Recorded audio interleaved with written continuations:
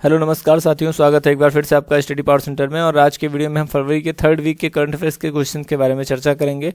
और शॉर्ट में रहेगा ये वीडियो क्योंकि इसका जो है दूसरा पार्ट भी मैं लेकर के आऊँगा और कम से कम समय में आपको जो है फरवरी के तीसरे हफ्ते के जितने भी महत्वपूर्ण क्वेश्चंस बन सकते हैं वो मैं वीडियो के माध्यम से आपको देना चाहूँगा। तो चलिए स्टार्ट करते हैं। पहला क्वेश्चन लेते हैं बिना बात किए, तो ठीक है। तो चलिए पहला क्वेश्चन देखते हैं। पहला क्वेश्चन, हाल ही में नीति आयोग के नए सीईओ कौन बने हैं? देखिए महत्वपूर्ण क्वेश्चन है ये और ये एग्जाम में आ भी सकता है क्योंकि नीति आयोग से रिलेटेड कोई ना कोई क्वेश्चन हर साल जो है एग्जाम में बनता ही बनता है।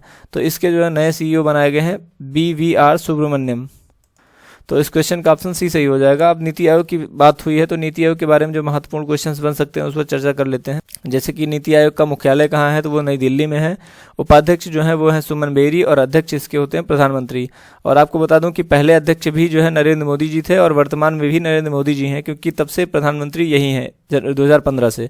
गठन कब हुआ था? 1 जनवरी 2015 को हुआ था।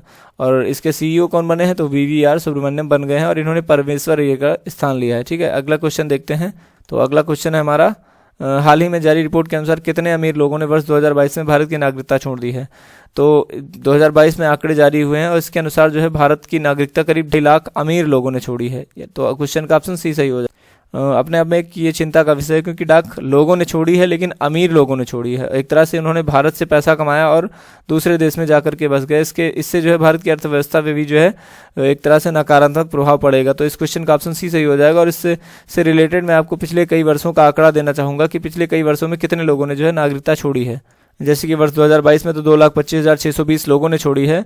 2021 में जो है 1,63,370 लोगों ने ये नागरिकता छोड़ी थी। और वहीं 2020 की बात करें तो कोरोना की वजह से यहाँ पे जो है कम लोगों ने नागरिकता छोड़ी थी, फिर भी 85,256 लोगों ने छोड़ी थी। और ये पीछे का आंकड़ा जो है लिखा हुआ है, इसको आप चाहें तो नोट भी कर सकते हैं। चलिए बात करते हैं अगले क्वेश्चन के बारे में। अगला क्वेश्चन है, हाल ही में 20 फरवरी को ओम प्रकाश कोहली का निधन हो गया, वह किस राज्य के राज्यपाल थे?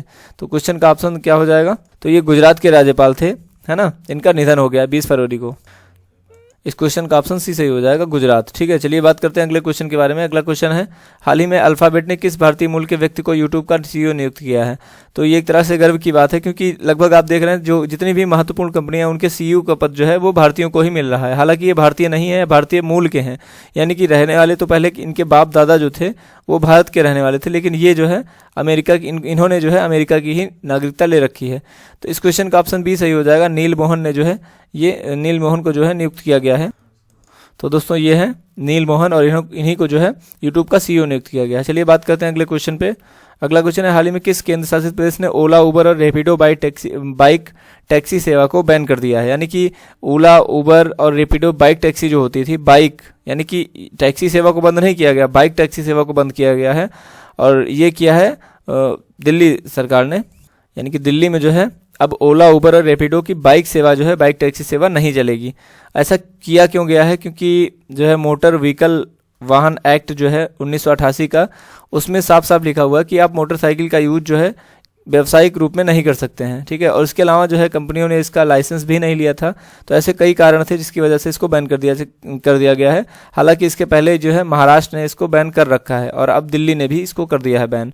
ठीक है, तो चलिए बात करते हैं। अब देखिए इसको अगर स्टार्ट करवाना है तो हो सकता है कि जो है उस नियमों में बदलाव किया जाए सरकार के द्वारा, क्योंकि एक तरह से बड़ा मुद्दा है। इसके जरिए काफ़ी लोगों को जो है रोजगार भी छिन गए हैं, लाखों लोगों के रोजगार छिन जाएंगे इसके द्वारा अगर ये पूरे देश में बंद कर दिया गया। तो एक तरह से मुद्दा ये रोजगार से रिलेटेड भी हो सकता है। तो देखते हैं आगे क्या होता है। बात करते हैं अगले क्वेश्चन के बारे में। हाल ही में केंद्रीय स्वास्थ्य मंत्री ने ऑर्गन ट्रांसप्लांट यानी कि 100 अंग प्रत्यारोपण की उम्र सीमा को समाप्त कर दिया है। पहले यह कितने वर्ष थी? तो पहले यह 65 वर्ष थी। तो अब आपके मन में आएगा कि ये है क्या वाकई में? तो देखिए पहले जो है जैसे किसी व्यक्ति को किसी अंग की ज़रूरत होती थी तो उसको रजिस्ट्रेशन करवाना पड़ता था नाटो में। नाटो मतलब वो नहीं है, नोटो एक तरह का संगठन है। नोटो जो है एक तरह का संगठन है, ठीक है। और उसमें जो है उसकी अधिकतम जो उम्र होनी चाहिए थी वो 65 होनी चाहिए थी, लेकिन अब इसको जो है स्वास्थ्य मंत्री ने मतलब केंद्रीय स्वास्थ्य मंत्रालय ने इसको जो है समाप्त कर दिया है। यानी कि अब किसी भी उम्र का व्यक्ति जो है रजिस्ट्रेशन करवा सकता है नए अंग पाने के लिए, ठीक है।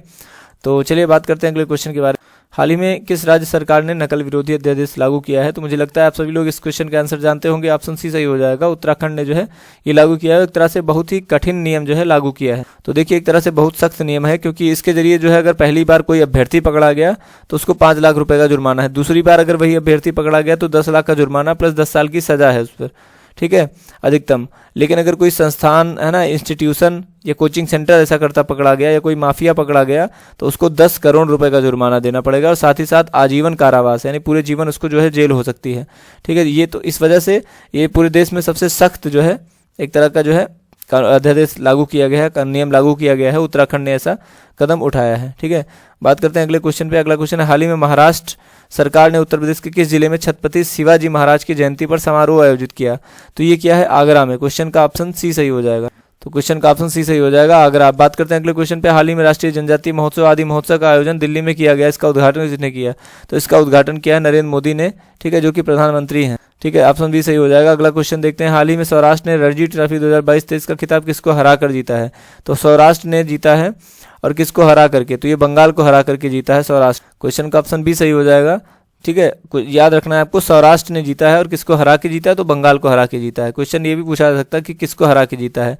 ठीक है, जब क्वेश्चन टफ करना होता तब ऐसा पूछ लिया जाता है। अगला क्वेश्चन देखते हैं, हाल ही में बीसीसीआई के मुख्य अर्थशास्त्री ने इस्तीफा दे दिया, उनका नाम बताओ।